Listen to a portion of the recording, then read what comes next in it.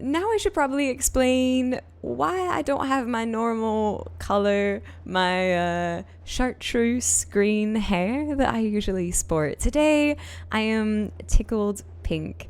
I've been tickled pink for a little bit now.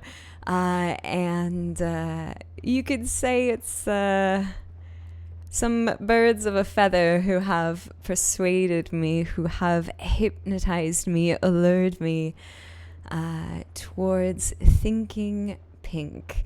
And so that's what we're going to be doing here today. The flamingos, if you're not familiar, are a mysterious entity here in Knox County. They seem to be on the surface just a beautiful, peaceful lawn ornament, just a hunk of plastic that maybe puts a smile on your face or guards your garden or just says hello at your front yard. But here, there's something more to them. These aren't your normal lawn flamingos. No, these flamingos come from a place elsewhere, a dimension elsewhere. These entities are not from our world.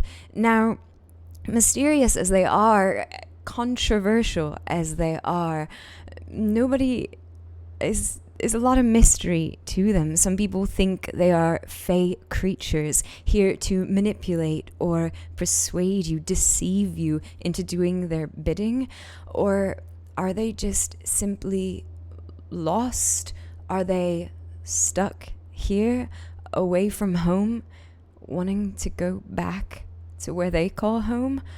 How'd they get here in the first place? Why are they here? But as far as I can tell, they're not malicious. They work mysteriously, secretly. They don't move when you watch them, but when you're not looking, they do flock around.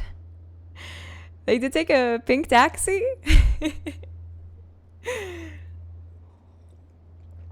I have seen them a little reckless driving, but I mean, I'm sure they never had any license or registration. They never took no driver's test. And I mean, I would have difficulty too operating a motor vehicle with 2 talons and some feathers, some wings. Winging it might not be the safest option, but to me, I believe they're friends. I have no reason not to trust them. I mean, fool me once, shame on you, but I have no reason to be fooled. They've done no wrong in my eyes, and I've not been proven otherwise. How'd they get here? Well, it all started, they have a special connection with the captain of the Romero, Larry Cobblestone. He was in Louisville. He found this angel statue. We've seen one before at the Red Cloak compound. This angel statue that maybe beckons you, that offers something. I don't know. But Larry found this statue deep in the library of the community college in Louisville. And, no worries. And he found a book there.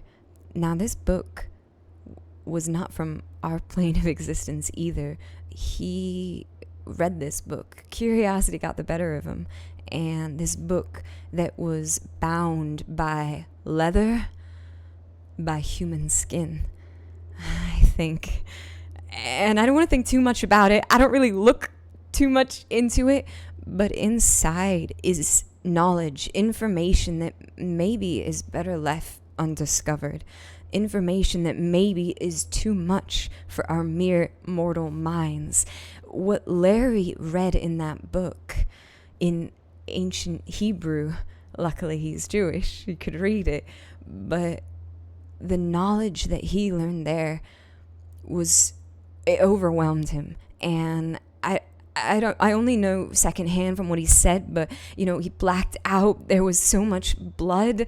I don't know if he would have made it. If not, he was saved. he was saved by the most unlikely of creature. This pink flamingo, this seeming plastic lawn ornament, this entity from another dimension saved him. I don't know, took pity on him, wanted help from him, saw potential in him. Whatever it was, they saved him that day. And, well, I'm damn thankful for that, I can tell you. And the rest is history. They've made an appearance. They've showed up in places, flocking in places, migrating all over the county. You can see maybe in our previous stories we've told, our previous history of the flamingos being there, always watching, but just observing. Now, you see before you this beautiful little pond that they have here, a beautiful flock here. Today, these are the only flamingos left in the county. Over the past week or so, they've been missing. They've been moving, migrating elsewhere. I don't know. Today, we're here to find out where they should go, how to get them. Okay. So, let's continue our story, because there are some things that I do know about why they are here. Maybe not, but what they seek here today. At the Romero, we discover this beautiful pond with these amazing cherry blossoms. I've been doing a little recording myself, actually, a little pet project of my own in appreciation for these friends that we have made who have helped us. And damn, this is a really heavy camera. I'm just going to move it to my car really quick. But these friends of ours, they need our help.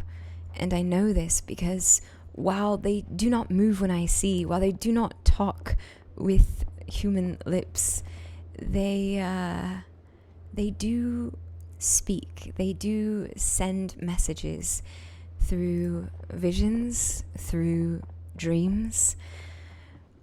Let me place a video camera here, and let's continue. I have a little project in tribute to these incredible creatures that elude me, but I think majestic. Absolutely. We discover the flamingos congregated here, and we discover a note on a very pink day. Let us read this note one more time.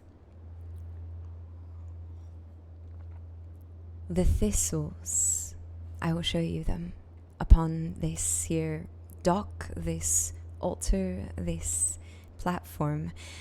They allure you, especially you, Larry. And yet you think you should only take one. To take none would be against belief. To take two would be greedy. One shall suffice. Offerings from the flamingos.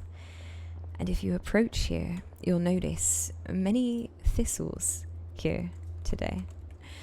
And, okay, the server's going to go down, so I'll explain what happens once you consume these thistles.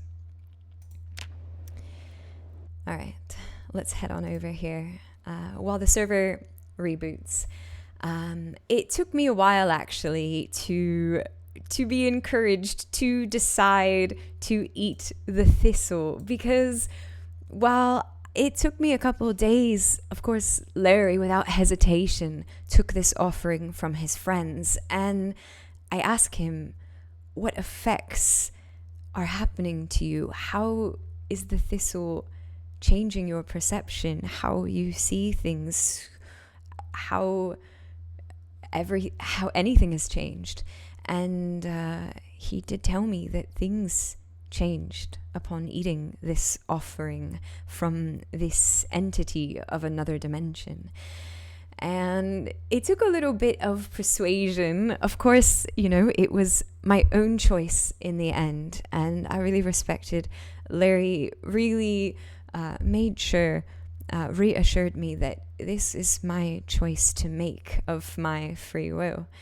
So one night aboard the Romero, Larry was describing the things that he now saw, not in the world around us, although things there had changed as well, but when he fell asleep, when he dreamed, it's like doors, exactly, doors could be opened to different planes of existences, to different dimensions. He could travel to places humans normally could not. So let me describe to you, as he's described to me, that the flamingos are not from this fourth dimension we live in, this 3D world, or you could even say this 2D, this 3D isometric world we live in, the 4D space that we perceive in, the 5D odd dimension, a place of nightmares, but then the 6th dimension, a place of dreams. The 6th dimension is the dream dimension. You could say the pink dimension, a color of passion, of potential, of dreams. This is where the flamingos live, in the 6th dimension. And when Larry dreamed, when he visited the 6th dimension, powerful stuff. I visited once after I ate the thistle. Let me explain to you what happened when I ate the thistle first. Let's hop back onto the server. Welcome back, or welcome in, honestly. And thanks for the heads up, Pika. Welcome to a Blacklake RP. Alright. So, when I ate the thistle, this is what happened. I was convinced by just the wonders that Larry was describing in these dream dimensions, these otherworldly experiences that I wouldn't otherwise be able to experience. And I'm a curious cat. I was sold, of course, and I trust Larry with every ounce of my being. I did it. I ate the thistle that night. I consumed it, gorged on it, and instantly I was teleported to another world, another place. I see, from now on, I see others, other people, humans, as flamingos. I do not see myself as one, but they accepted me nonetheless. The beauty of it all, the beauty of being accepted despite being so malformed, an imperfect body, this pale, naked ape with nary a pink feather in sight. With all my imperfections, they saw through that to the beauty inside, the beauty that I appreciate, that the flamingos cherish.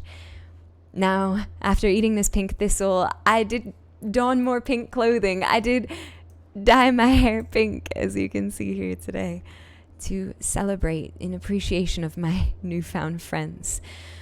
But slowly, in the distance, I felt as if, I still feel, as if the flamingo flock are beckoning towards salvation.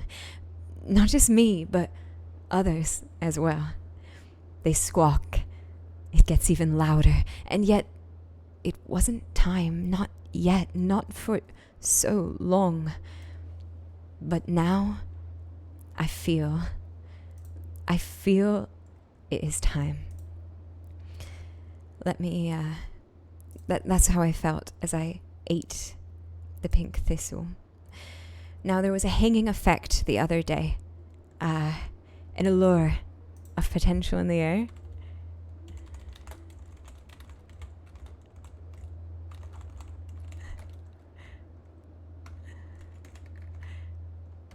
Let's take that. Let's take that offer. A certain pinkness that only those who would know could see. Oh, the lawn flamingos had suddenly started to vanish.